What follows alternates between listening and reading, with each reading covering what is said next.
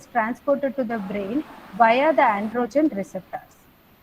And testicular androgens, which when they reach the brain via the androgen receptors, they synthesizes neuroandrogens, which further Okay, sir. So there are no differentiate queries. the brain We'll wind into up the a session. male brain. Thank you so much. One Similarly, question is there, sir. neuroestrogens, which act via the estrogen How do we receptors address the during body prenatal dysmorphia period, problems on significantly non-binary contribute in the patients? sexual differentiation into female brain. How to So address apart the from dysmorphia? hormones, Yes, sir. they Okay. also concluded that It's animal like studies we concluded have to that deal with the pre-optic area, which is detailed located in the counseling about the hypothalamus, patient and bed nucleus of stria sex, terminalis, we can their, shortly say we as have to understand about BNST. their They mental are health also and sexually everything. dimorphic brain regions that are involved in the regulation of sexual specific social behaviors and reproductive Okay, the answer. neuroendocrine system. It's about the mental health counseling So let's see that where has they to be are. offered to the So patient. here is the section taken at the level of hypothalamus, that is a mid-sagittal Thank you, section sir. showing the diencephalon. So we'll wind this up the one session. is the thalamus. Thank you so and much, the sir. colored one here is the Over to anchoring hypothalamus. team. So these colored structures are the several nuclei which are located in the hypothalamus. So we are interested to know about pre-optic region. So this Mental purple health one, is what you not are a seeing on the destination, anterior but a side of process. the hypothalamus It's is about called how you drive, pre-optic not where you're region. going. And it is Now again let us having have the two pleasure nucleus, of listening lateral to the pre-optic honorable nucleus and and great medial speaker, this is the Dr. medial Jayakumar pre-optic, this is the Velayar, lateral who will be pre-optic enlightening us nucleus. on mental health So issues.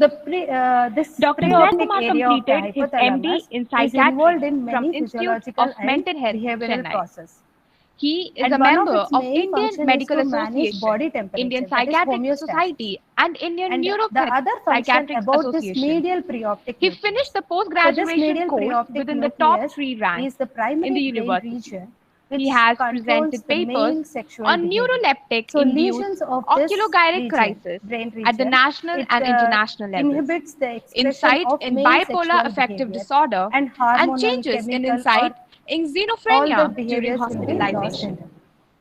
He And has electrical co-presented stimulation about of medial transgender pre-optic population in nucleus India will and enhance the status male of sex sexual change behavior. surgery So in this was annual published National by Conference of ACMO in Indian Psychiatric 1997. Society So in he says that 2008. medial pre-optic He has nucleus also of presented a hypothalamus paper is on mental responsible health for and male sexual psychosocial behavior. issues in transgender in So 2017. in rodents, they Dr. found to be Jayakumar that also medial published pre-optic his works nucleus would on be smaller barriers in to size in antiretroviral trans treatment access women when for compared to injecting drug cisgender users men. living with HIV. He has done his research on The next HIV is about in the hormones, marginalized group and the adrenal and neuroleptic-induced hyperplasia. So oculogyric prenatal and crisis. perinatal Over to hormones you, may sir. influence the sexual differentiation of brain, which we know now. And some girls with congenital adrenal hyperplasia develop male gender identity. Means by birth they are females. Their sexual identity is a female. But when they grow, they consider themselves as males. Good morning, and everyone. their gender identity would be Good morning, male. sir. That is because of Okay, adrenal is my slide hyperplasia. visible? But this is not the reason for transformation in many of the The screen is visible. transgenders. Yes, sir. But this may be the reason. Yes, sir. Your slide is seen. And next important is about BNST, that is Yes, sir. bed nucleus of You're stria able to see, right? terminalis, Yes, which sir. is also Now associated I'm with the going to talk. I'm Dr. hypothalamus and Jayakumar. limbic I'm a system. psychiatrist. Thanks for the wonderful introduction. I'm going to So talk about this nucleus, one of bed the nucleus of neglected stria areas, terminalis of hypothalamus generally in transgender in women research is as found well to be as smaller clinically, the when mental compared health to of the cisgender men. transgender individual. This is published in Nelson's textbooks of First, pediatrics. let me We can have a look here. try This to is the define what bed this nucleus of gender stria identity terminalis. is. Gender And identity is here is defined the as an medulla. internal sense And of from feeling the male medulla, we or can see female, the stria right? terminalis is the And in different tract transgenders, going to this the septal identity nuclei, and which the are actual located sex towards at the birth does not hypothalamus. match. And You we can may see be here, born as a this is female, the bed nucleus of stria but you terminalis. identify as a male, and or you are born as a male and you identify So as a female. I want to show the bed trans, nucleus of woman. stria terminalis in So coronal section as well. Here I'm, So in this these particular are talk, the I'll be two more lateral focusing on ventricles. trans woman, The section is because by taken at transgender the majority the is central part of trans lateral woman. ventricle at the level of trunk of Trans corpus men are also callosum. there. By And trans here woman, I mean is Aravani. the head of the That is caudate nucleus. that is a And this one is the more lenticle Excuse me, sir. nucleus. And lateral one is Can the you keep your mic a putamen, medial little one is the closer? globus pallidus. And this white color Yes, sir. tract Hello? what you Is are it seeing audible? is the Yes, sir. internal Yes. capsule. Thank you.